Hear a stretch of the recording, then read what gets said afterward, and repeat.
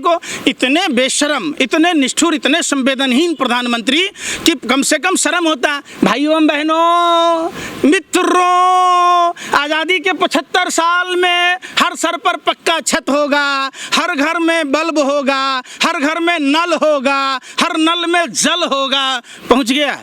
बात बात में हवाई मिठाई बेचने वाले प्रधानमंत्री हैं। 2 रुपये में है ना, इंतजार करिए ना। 2022 में किसानों की आय दुगुनी होनी थी, हो गया। हर साल 2 करोड़ युवाओं को रोजगार देना था, अब तक 8 साल में 16 करोड़ युवाओं को देना था, दे दिया। उल्टा सिर्फ जून महीने में 13 करोड़ 17 लाख लोग बेरोजगार हो गए। आप उस पर चर्चा नहीं कीजिएगा। क्या पता रात को 8 बजे आके ऐलान कर दें मोदी जी कुछ। कोई जादू की छड़ी है 8 बजे अरे शेख चिल्ली वाला कोई जादू की छड़ी है मोदी जी के पास, हिलाया हो गया। यही तो बात पूछ रहे। काला धन पर इतना बड़ा लंबा ज्ञान फैलने वाले प्रधानमंत्री जी आज काला धन के खुद उनके सरकार में बादशाह बने बैठे हैं। जो काला धन टास्क फोर्स बनाऊंगा, सारे विदेशों में जमा धन लाऊंगा, जहां जहां लोगों ने जमा कर रखा है। तो आज क्या हुआ? आज जितना पैसा काला धन था उसका 3 गुना से भी अधिक पैसा जमा हो गया। प्रधानमंत्री जी रेवड़ी की बात कहते हैं। प्रधानमंत्री जी सबसे पहले आप अगर राष्ट्रवादी हैं, आप अगर असली हिंदू अपने आप को मानते हैं तो देश की अर्थव्यवस्था बिल्कुल खतरे में है। आप अपने सांसदों को जो 35 लाख रुपया महीने का मुफ्त का रेवड़ी है, मुफ्त आवास, मुफ्त बिजली, मुफ्त टेलीफोन की सुविधा, मुफ्त जो TADA सब लिया जाता है, उसको माफ़ कर दीजिए। नहीं लीजिएगा तो देश का 70% ये आप ही के पार्टी के सांसद लोग खा पी रहे हैं, तो कम से कम देश की स्थिति तो सुधर जाएगी। वो तो आरोप लगाते हैं अब कांग्रेस काला जादू कर रही है। अरे सुन तो लीजिए, काला जादू क्या, ये सफ़ेद जादू, सब जादू कर दिए। ये जो सफ़ेद धन था उसको भी इन्होंने लूट लिया। एक बात बताइए, जिन व्यापारिक मित्रों के पैसा इन्होंने 5 साल के अंदर में 10 लाख हज़ार करोड़ रुपया से ज़्यादा माफ़ कर दिया, जिसमें ऋषि अग्रवाल और मेहुल चोकसी, नीरव मोदी जैसे लोगों के नाम शीर्ष पर हैं, जिन लोगों को टैक्स माफ़ कर दिया, तो ये कौन सा काला जादू है भैया? मोदी जी कहें फ्री रेवड़ी नहीं बांटनी चाहिए, तो मोदी जी ने खुद ही रेवड़ी बांटा है ना। बात उस पर चर्चा कीजिए ना कि किन किन लोगों के टैक्स माफ किए गए, किन किन ऋषि अग्रवाल को 2-2 जगह जमीन कौन दिया था। अरे पता नहीं होता क्या बोल रहे हैं, क्या नहीं बोलना चाहिए। मोदी जी कुछ भी नहीं मालूम। मोदी जी को औसे ग्योतक का ज्ञान नहीं मालूम।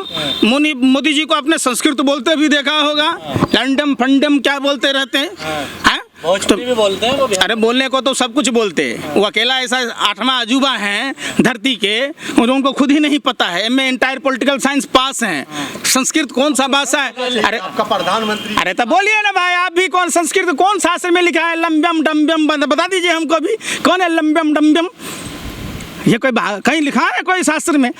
बेतुकी बातें करते हैं। बनसा बोलते हैं कि फ्री की रेवड़ी जो है देश के लिए नुकसान है, खुद कर्ज माफ करते फिर रहे हैं। जली को आग कहते हैं, बुझी को राख कहते हैं। जिस बकवास को सुनकर देश की जनता का हाल बेहाल हो जाए उसे मोदी जी की मन की बात कहते हैं। मोदी जी मन की बात कहते तो गुजरात में जो जहरीली शराब कांड हुआ, जिन महिलाओं के सुहाग गुजर गए, जिन बच्चों के सर से बाप का साया चला गया, जिनकी किडनियां फेल हो गई, जिनके आंखों की रोशनी चली गई, उस पर बात करते।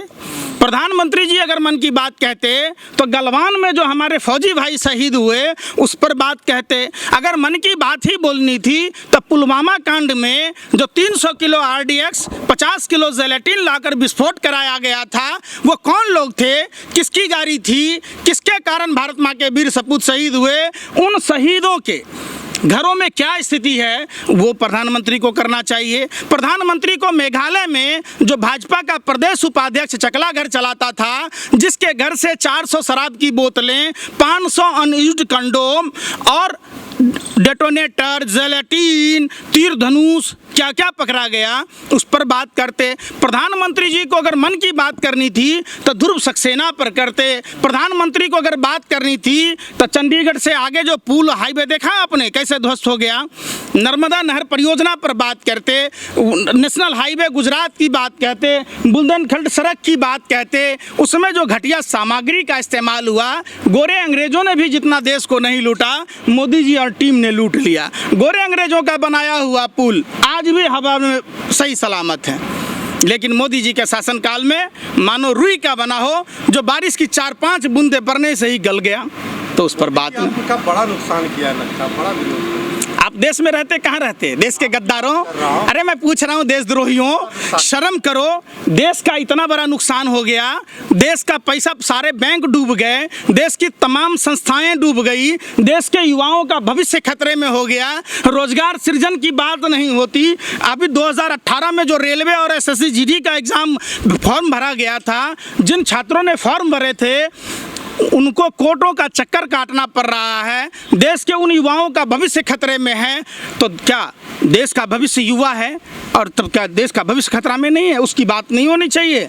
बलालू कैंटल दिया, आप तो ऐसे बिलबिला रहे हो जैसे आप बिहार का कसर आप यहाँ निकाल रहे हैं, फिर बिहार में लग रहा है सरकार गिरने वाली है। शर्म करो, अरे शर्म करो बेशर्मो, अरे बेशर्मो शर्म करो। वही नरेंद्र मोदी जी मढ़ौरा में जाते हैं, मढ़ौरा के चीनी मिल चालू करने की बात कहते हैं। जब हसनपुर में जाते, सकरी में जाते, वहाँ चालू मिल करने की बात कहते हैं। और बिहार की जो बोली लगा के आए थे, भाइयों बहनों मित्रों कितना दूं, 40 लाख 50 लाख करते करते 1,25,000 करोड़ की जो बात हुई, तो आज नरेंद्र मोदी जी क्यों नहीं बोलते? आज अरे सुन ना, केंद्र में किसकी सरकार है भाई? अरे बार सुखाड़, अरे सुन तो लो बेशर्मो, अरे रोटी खाते हो, हम पूछ रहे हैं, बातें जवाब नहीं दे रहे। बार और सुखाड़ समस्या का निदान करना सेंट्रल गवर्नमेंट के हाथों में है। पटना को केंद्रीय विश्वविद्यालय का दर्जा देना सेंट्रल गवर्नमेंट के हाथ में है। बिहार में बंद औद्योगिक इकाइयों का पुनर्गठन करना सेंट्रल गवर्नमेंट के हाथों में है। बिहार झारखंड बंटवारा के समय रघुराम राजन कमेटी की जो रिपोर्ट थी, बिहार को स्पेशल राज्य का दर्जा देना सेंट्रल गवर्नमेंट के अंदर में है। बिहार में जो अलीगढ़ यूनिवर्सिटी का ब्रांच खुला था, उसका फंडिंग चालू करना सेंट्रल गवर्नमेंट के हाथों में है। एक समान शिक्षा नीति, एक समान स्वास्थ्य नीति लागू करना सेंट्रल गवर्नमेंट के हाथ में है। कोई भी राज्य सरकार, लेकिन अरे सुन तो लो, अरे एक मिनट सुनो तो सही। इसी पे आरोप लगाया जा रहा है कि पीएफआई के द्वारा ऐसी ये सरकार बनी है। जो आरोप लगा रहे हैं, जब ये महबूबा के साथ होते हैं तो राखी बंधा रहे होते हैं। जब फारूक अब्दुल्ला के साथ 6 साल वाजपेयी जी की सरकार में मंत्री थे, तब नहीं था। एक ध्वज एक निशान की बात करने वाले श्यामा प्रसाद मुखर्जी के लोग 2 ध्वज 2 निशान की गोद में बैठकर सरकार चला रहे थे। तब आपने सवाल नहीं किया, तब आपने सवाल नहीं किया जब ये पाकिस्तान डे पर बधाई देने गए, जब आपने सवाल नहीं किया जब ये पाकिस्तान में बगैर बुलाए बिरयानी खाने गए, जब ये बगैर बुलाए पाकिस्तान में अपनी माँ के लिए शॉल और साड़ी लाने गए, तब आपने सवाल नहीं किया कि इनका पाकिस्तान से क्या रिश्ता है। ताकत बिना बुलाए पहुंच गए और वहां से आ भी गए। दूसरा, अगर सुनो, अरे सुन तो लो, अगर दूसरा अगर नहीं गया तब आप आरोप लगा रहे हो। आप जा रहे हो तो कोई आरोपित नहीं हो। डीएसपी देवेंद्र सिंह पर क्यों नहीं कार्रवाई हुई? ये तो स्पष्ट था कि दिल्ली चुनाव से पहले डीएसपी देवेंद्र सिंह 12 लाख रुपया लेकर आतंकवादी को ला रहा था। अगर वो लाने में कामयाब हो जाता, नहीं पकड़ा जाता, तो दिल्ली में पुलवामा जैसी दूसरी घटना हो सकती थी। जिस गैलेंट्री अवार्ड से सम्मानित किया गया अरविंद नेगी जैसे अफसर को, वो भारत की खुफिया जानकारी पाकिस्तान को भेज रहा था। कैलाश विजयवर्गीय का राइट हैंड ध्रुव सक्सेना भारत की खुफिया जानकारी पाकिस्तान को दे रहा था। तब आप चर्चा ही नहीं करते। आप मुद्रा पोर्ट पर ड्रग्स की बार बार खेप पकड़ा जाना, उस पर कोई चर्चा नहीं करते। आप चर्चा नहीं करते हैं गुजरात में जब 2000 नोट छापने की जाली मशीन पकड़ी गई, 2000 नोट पकड़े गए, जाली नोट पकड़े गए, 1000 का नोट बंद करके 2000 का नोट चालू करके भ्रष्टाचार खत्म करने वाले प्रधानमंत्री खुद 107% बढ़ गया। 107 गुना वृद्धि 2000 नोट के जाली नोटों में हुआ। जवाब नहीं दे रहे।